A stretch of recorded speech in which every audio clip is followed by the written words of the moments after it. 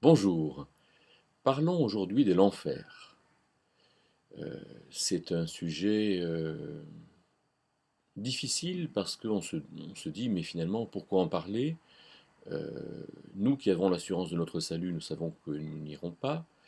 Et puis, c'est un sujet tellement lugubre, tellement difficile ou tellement compliqué.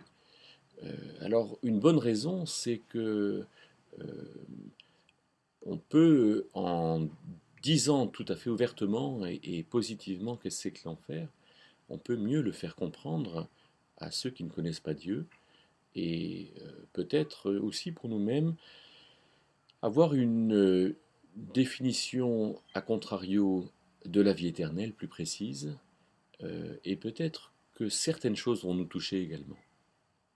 Alors notons en premier lieu que l'enfer n'est pas un mot qui apparaît directement dans la Bible. Il n'est jamais question de l'enfer comme tel. Mais étymologiquement, l'enfer vient de cette expression de Éphésiens 4.9 que Jésus est descendu dans les parties inférieures de la terre. Partie inférieure. Et quand on est enterré, nous sommes enterrés 6 pieds sous terre, c'est-à-dire environ 1,80 m sous la terre. Donc le tombeau, euh, en général, est un tombeau qui est creusé dans les profondeurs de la terre. Quelquefois, il était creusé dans le rocher, donc pas dans les profondeurs, mais là, il était quand même dans les profondeurs du rocher. Les terminologies bibliques pour l'enfer sont multiples et euh, très expressives. La géhenne, qui vient de l'hébreu, plutôt du grec Géinon. Inon, c'est en hébreu les fils d'Inon, et Géinon, c'est la terre d'Inon. Et la Géhenne, c'était ce lieu, cette vallée des fils d'Inon qui était près de Jérusalem, où il y avait des tombes et où il y avait également des déchets et qui, dans la bouche du Seigneur Jésus, la géhenne représente donc l'enfer, ce lieu de tourment. Il est appelé un lieu de feu éternel, de feu inextinguible dans l'évangile selon Matthieu par exemple.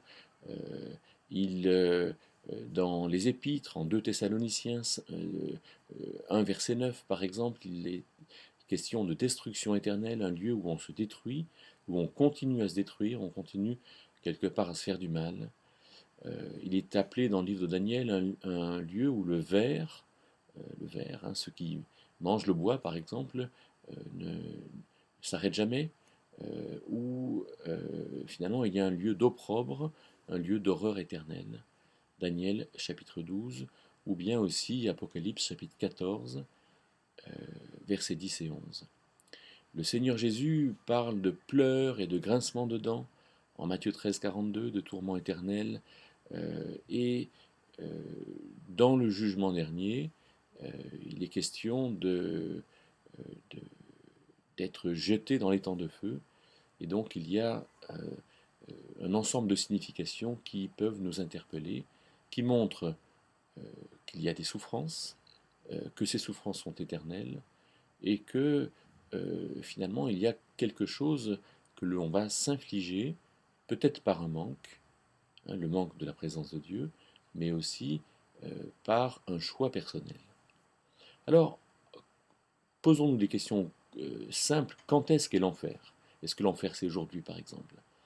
Alors, il semble bien que non, l'enfer va commencer après le jugement dernier, quand les gens seront jetés en enfer selon leurs œuvres, parce qu'ils auront choisi d'être jugés selon leurs œuvres, alors que d'autres auront choisi d'être jugés selon la grâce. C'est ce que montre Romains 2 quand il y a, avec ces 4 critères du jugement de Dieu, hein, le jugement qui est selon la vérité, selon les œuvres, selon le système de référence, être jugé euh, sous la loi ou sous la grâce, et selon une personne, nous dit Romains 2 dans les 15 premiers versets, 15-16 premiers versets. Quand est-ce qu'est l'enfer? Alors l'enfer débute après le jugement dernier et il commencera après ce grand temps de 1000 ans de règne de Jésus-Christ et quand le jugement dernier se fera. Alors, qui ira en enfer? Eh bien, ira en enfer ceux qui seront jugés selon leurs œuvres. Euh, Nous les chrétiens, nous les croyants, nous qui croyons que Dieu nous sauve, nous savons que nous ne serons pas jugés selon nos œuvres parce que nos œuvres sont toutes mauvaises. Même s'il y a des bonnes œuvres dedans, il y a des œuvres mauvaises. Et comme quelqu'un l'a dit, quand nous sommes rattachés au-dessus d'un précipice à une chaîne, il suffit qu'il y ait un maillon qui soit mauvais, qui casse, pour que la chaîne casse. Et donc une mauvaise œuvre est suffisante pour être finalement jeté en enfer. Mais Dieu nous sauve. Dieu est celui qui nous a sauvés finalement de l'éloignement de lui, parce que nous avons, nous, les chrétiens, nous, ses enfants, nous ceux qui avons finalement reçu ce cadeau de la part de Dieu, avons compris que Dieu nous sauve. Alors, où est l'enfer?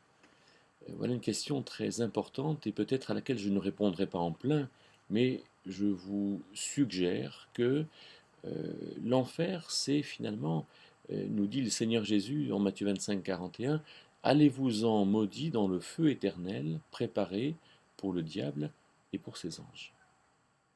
Alors, il y a un feu éternel, et ce feu éternel, à mon sens, c'est la relation avec le monde démoniaque, invisible et adverse. Dieu a créé tout homme spirituel, et tout homme aura soit une relation avec Dieu, en communion avec Dieu, la béatitude éternelle, soit une relation avec le démon, avec finalement le Dieu que les hommes se seront faits et qu'ils auront accepté. Alors, voilà, allez-vous en maudits dans le feu éternel qui est préparé pour le diable et les anges. L'enfer, c'est le lieu de la présence du diable et des anges. C'est donc un lieu spirituel, ce n'est pas un lieu matériel, me semble-t-il. Mais alors, où seront ces gens qui seront en enfer? Alors, dans cette expression d'Apocalypse 20, je vis les morts qui se tenaient debout et qui ne sont pas ces bienheureux qui auront participé à la première résurrection. Ils participent donc à la seconde résurrection.